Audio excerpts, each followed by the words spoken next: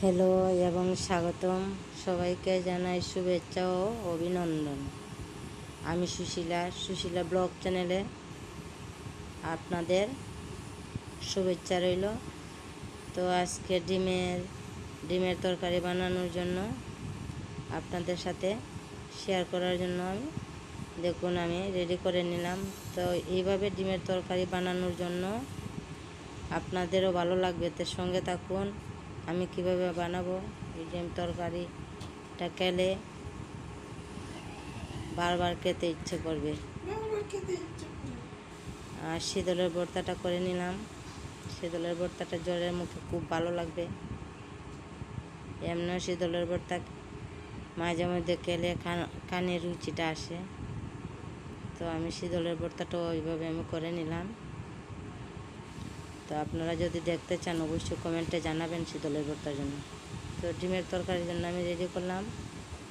শুরু করি। আমি ডিম সিদ্ধ করে নিয়েছি আগে থেকেই। আর আমি পলিথিন বেঁধে ডিমগুলো সিদ্ধ করেছি।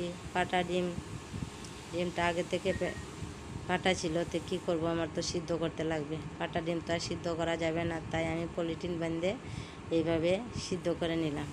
দেখুন আমার ডিমটা খুব সুন্দর করে সিদ্ধ করে নিলাম পলিথিন বেঁধে।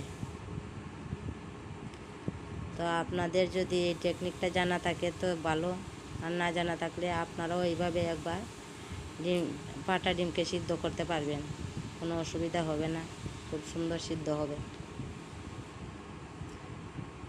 তো আমি সবগুলো ডিমের খোসা ছাড়িয়ে নেব এক এক করে। আর এদিকে তরকারির জন্য আমি অল্প আদা নিয়ে নিলাম, আর 2টা পাপড়ি আমি রসুন নিয়ে নিলাম, একটা পেঁয়াজ কুচি নিয়ে নিলাম। এগুলো বেটে নিব আমি। দেখুন দুটা পাপড়ি রসুন কুচি নিলাম। এদিকে লোকাল আলু আমি তাই সিদ্ধ করে নিচ্ছি। ডিমের সাথে সিদ্ধ হয়ে যেত, আমি ভুলে গেছি, তাই আমি আরেকবার এক্সট্রাভাবে সিদ্ধ করে নিলাম।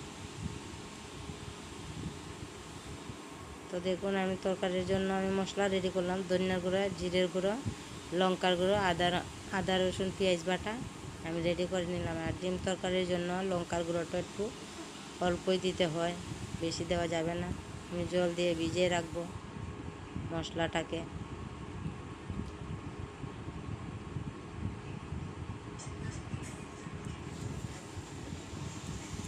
ভিডিওটা পুরো দেখবেন, অনুরোধ রইল, খুব ভালো লাগবে। আর দেখুন আমি ডিমের খোসাটা ছাড়িয়ে নিলাম। এদিকে কড়াই বসাই দিলাম।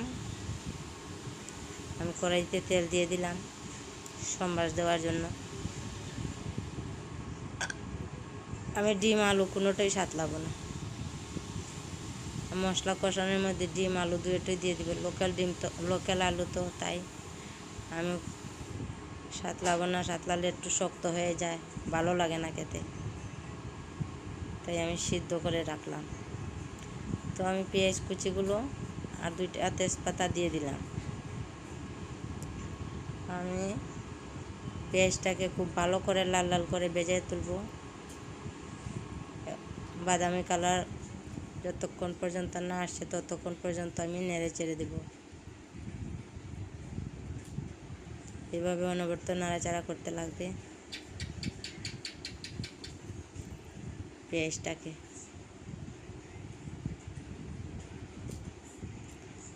আমার ভিডিও আপনাদের কেমন লাগে অবশ্যই কমেন্টের মধ্যে জানাবেন। এত সময় থেকে ভিডিওটা দেখতে হচ্ছেন, এখন পর্যন্ত লাইক করছেন না। লাইকটা তো করে দেখেন, খুব ভালো লাগবে। ভিডিও বানানোর জন্য উৎসাহটা বাড়ে লাইক কমেন্ট করলে।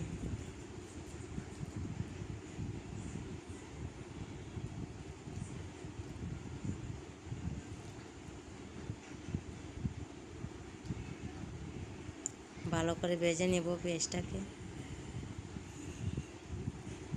দেখতে থাকুন সবাই।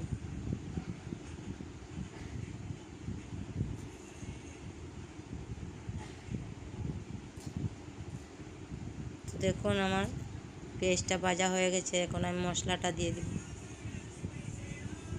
আগে থেকে ভিজিয়ে রাখা মশলাটা আমি দিয়ে দেব। জল দিয়ে রাখছি, তো একটু বেশি জল দিয়েছি, আর দিব না। মশলা কষানোর জন্য জল। এখন আমি ভালো করে কষিয়ে নেব।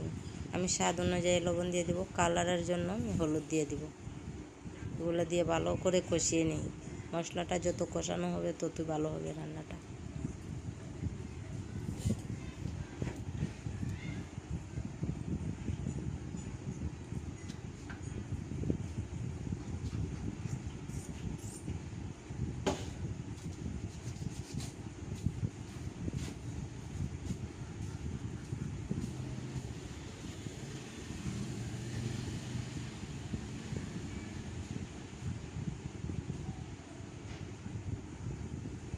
দেখুন আমি লবণ হলুদ দিয়ে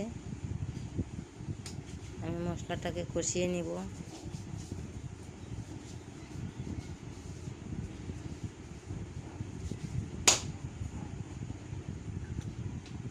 মশলা কষানোটা হয়ে গেছে, দেখুন খুব সুন্দর তেল ছেড়ে দিয়েছে মশলা থেকে। আমি ডিম আর আলুগুলো দিয়ে দিব।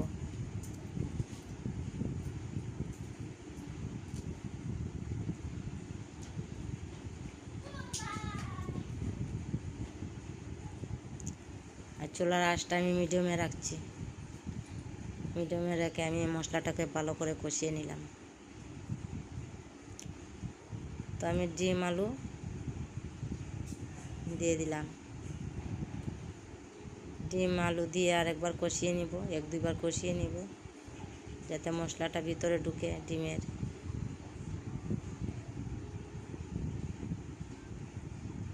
লোকাল আলু আমি আগে ভাজিনি, শক্ত হয়ে যাবে, তাই এইভাবে দিলে খুব ভালো লাগে।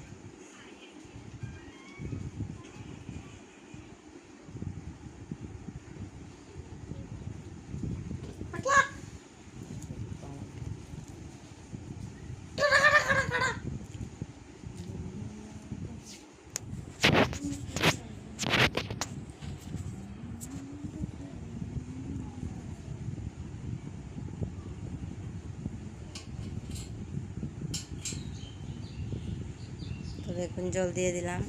জল দিয়ে আমি 5 মিনিটের মতো রান্নাটা করে নেব।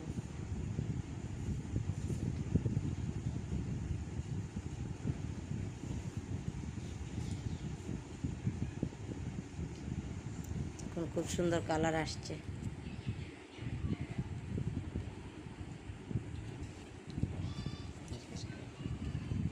দেখুন আমার রান্নাটা হয়ে গেছে। এখন আমি গরম মশলা আর অল্প ঘি দিয়ে দিব নামানোর আগে। তো আমার রান্নাটা কমপ্লিট।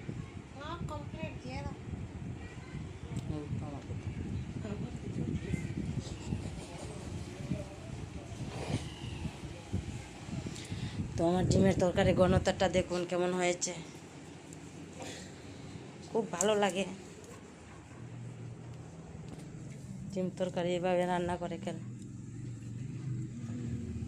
খুব খুব ভালো লাগে। আপনাদেরও ভালো লাগবে এইভাবে একবার রান্না করে আমাকে অবশ্যই জানাবেন। আর যদি আমার ভিডিওটা ভালো লাগে তো সাবস্ক্রাইব করে পাশে থাকবেন এভাবে নিত্য নতুন রান্নার ভিডিও দেখার জন্য। আর আমার ভিডিওটা অতক্ষণ পর্যন্ত দেখছেন, খুব ভালো লাগছে, আপনাদের ধন্যবাদ জানালাম।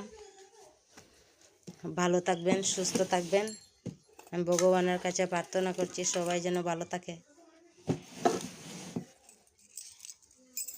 এই কামনাটা যাতে ভগবানে পূর্ণ করে আমি সবার জন্য কামনা করছি ভগবানের কাছে।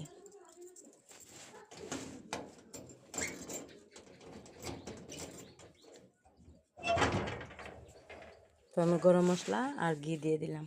আমার রান্নাটা হয়ে গেছে।